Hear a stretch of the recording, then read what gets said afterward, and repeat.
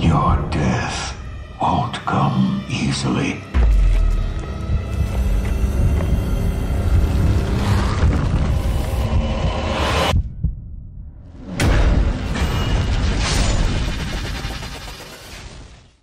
Hello, Sean of the Lore Hunter here, and this is Sekiro So Far, a series where I discuss everything we have learned about the upcoming action game, Sekiro Shadows Die Twice. This is the Appendix episode 3.1. This is a follow-up to part 3 of this series, in which I covered everything that was revealed about the enemies and bosses between E3 2018 and the Tokyo Game Show. Or nearly everything, that is. I'd like to imagine that after hours of poring over demo videos at quarter speed, I'd catch every detail, but this game has a lot going on, and even an obsessive weirdo like myself is bound to miss a detail. Luckily, members of the community caught at least a few of these details, which I will share, as well as a few of the additional things I caught myself as I further reviewed demo footage.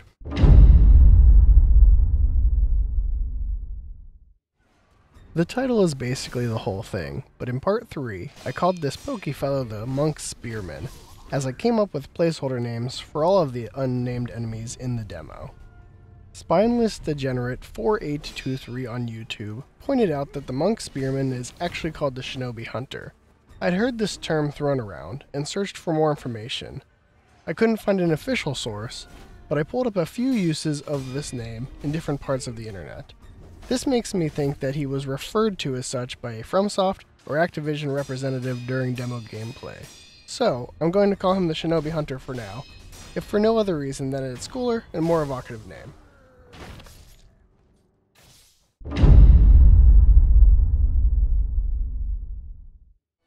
In this next section, I'm showing a few situational and rare attacks from the demo that I missed when I created part 3 of my Sekiro So Far series.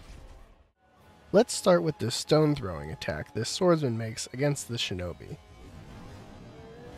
You may have wondered, as I have, how enemies will deal with the shinobi's ability to grapple around and vertically traverse the battlefield with ease. Beyond the inclusion of a few ranged enemies, I hadn't seen any evidence that enemies would do much more than gawk at the shinobi as they ran along rooftops and grappled to tree branches. But, as I reviewed demo footage for this video, I stumbled upon this stone throwing attack from a basic swordsman. He misses, but I was personally happy to see that a basic enemy like the swordsman will take a proactive approach to getting the shinobi down from his position if he spends too long perched above the battlefield. And that is not the only instance of basic enemies confronting the shinobi in unexpected ways in this video. In this video from Blood Dark, you can see this shieldless sword and shield enemy kicking sand at the shinobi and then following up with a lethal stab attack. This is the only time we've seen a sand kick, and only the second lethal attack performed by a basic enemy. From the footage, you can see that the shinobi's attack is interrupted and that he appears to be immobilized as the sand temporarily blinds him. I think the sand blinding him could be what makes the following stab a lethal attack, but that is just speculation on my part. Before moving on from the sword and shield enemy, I also wanted to highlight this charging shield ram, as I only showed the stationary version in part 3. The last attack I will cover was brought to my attention by Reddit user Hex Souls, and it is this stick bludgeon from the Sentry, who I claimed did not have an attack in part 3. You really need to try and bait this attack to see it, as I only saw him attempt this attack twice out of 12 videos, with both instances occurring after literally jumping up and down in front of him. The effects of this attack are minimal, dealing no health damage and minor posture damage, with the minor knockback from the blow being the most dangerous part of the attack.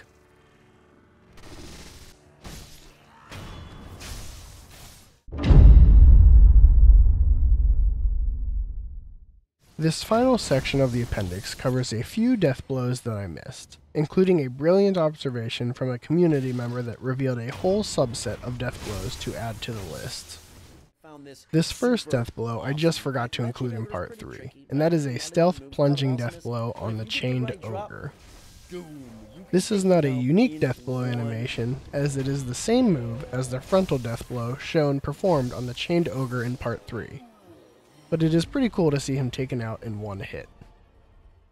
And last in this video, but not least, is a discovery presented to me by Dragon Basti on YouTube that answers a question I posed in part 3. This was a Shinobi Deathblow I saw performed only once. It was in the IGN footage, and it was performed while the Shinobi was in front of the enemy, and I don't know what triggered this deathblow instead of one of the two more common ones. This mysterious deathblow is no longer a mystery thanks to Dragon Basti.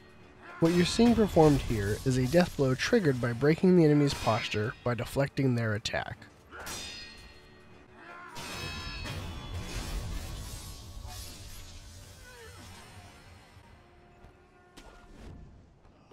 And the reason I only saw this move performed on a basic enemy once was the simple fact that players mostly spammed R1 to kill basic enemies. In their comment on part 3, Dragon Basti says, "I've just been comparing the execution you've talked about at 410 with the fast execution to the samurai at 950, which you didn't talk about in your execution summary for that fight, by the way. Editor's note, they're right. And now also the fast execution to the corrupted monk at 2030, and noticed that they all looked sorta similar and were performed right after the posture had been broken via a perfect deflect. So I thought there might be a connection." And I think this is right. Rewatching the demo footage, you can see the Shinobi perform this very specific deathblow after breaking an enemy's posture by deflection, where he starts it by two-handing his katana and thrusting it right into the enemy's neck.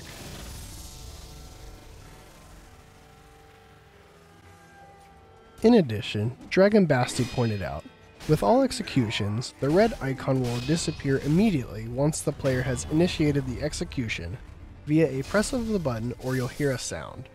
With the three I've highlighted, the camera will zoom in and the Shinobi will assume a specific pose for a moment, which has him holding his sword to the left with both hands, until the execution sound and the disappearing red icon indicate that the player has started the execution.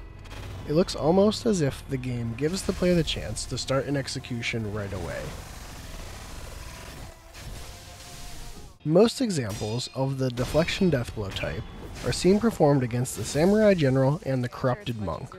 This makes sense, as these enemies are aggressive and deadly, and forced players to learn their moves and deflect them in order to survive and succeed. So, to correct and clarify my statements in part 3, this deathblow is performed on basic enemies when their posture is broken by deflection. The samurai general has a standard frontal deathblow animation,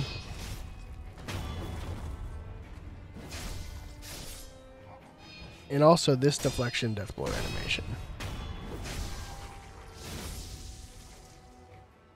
The corrupted monk has a standard frontal deathblow animation,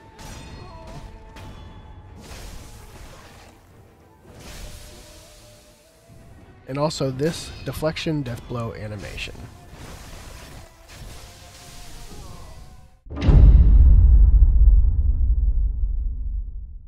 So, to wrap it up, the monk spearman is probably called the Shinobi Hunter, which I'll take because it's more evocative.